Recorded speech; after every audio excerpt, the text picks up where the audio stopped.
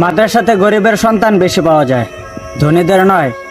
কিন্তু বৃদ্ধাশ্রমে ধনীদের মা বাবা বেশি পাওয়া যায়, গরিবের নয়।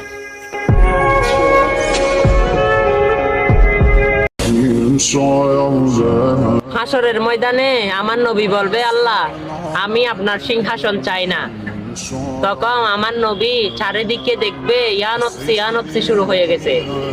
তখন আমার নবীজি বলবে, আল্লাহ এই ইয়া নফসি আমার উম্মতরা কি এভাবে করবে? তখন আমার নবীর মন খারাপ হয়ে যাবে।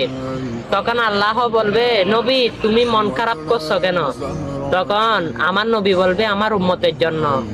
তখন আমার আল্লাহ আদেশ দিবে, যাও আজকের দিনে তোমার উম্মতকে এমন ভাবে আমি মাফ করলাম যেটা কোনো নবীর জানার ক্ষমতাও নেই। আমি এমন ভাবে অবশ্যই উম্মত মাফ করে দিলাম।